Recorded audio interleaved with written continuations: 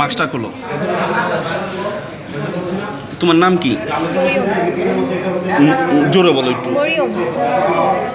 কতদিন ধরে তোমার শারীরিক সমস্যা বা নির্যাতন করছে এই পার্লারে? 1.5 বছর ধরে। 1.5 বছর আগে আসছে এই পার্লারে? 1.5 বছরে বেতন টেতন দিচ্ছে তোমারে? না, কোনো বেতন দেয়নি আমাকে। তারপরে কি অত্যাচার করে এরা? তারা আমাকে অবৈধ কাজ করে আমাকে এসব বলে। বলে করাইছে?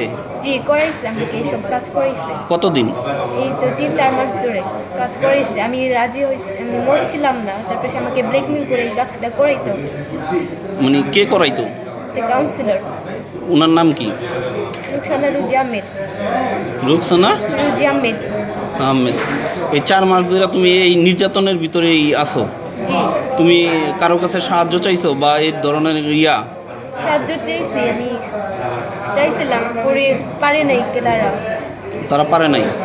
তারপরে আমি এখানে আসছি যখন রহমানি আন্টির সাথে সাহায্য চাইছি, তারপরে ওনার সাথে সাহায্য চাইছি, 17 নং ওয়ার্ডের কাউন্সিলর, তার সাথে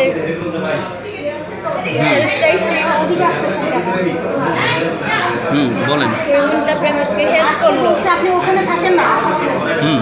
তারপরে আমি বলছি যে আমি এই সবার কাজ করব না, আপনি নাহলে আমাকে টাকা দেন, নাহলে উনি আমার বাসায়ও কাজ করে, পার্লারেও কাজ করে, তারপরে আবার আউট কাজও করে। আমি চাই না এসব কাজ করতে। আমি এখান থেকে বের হতে চাই। মানে বের হতে কি আমাদের সাহায্য চাও?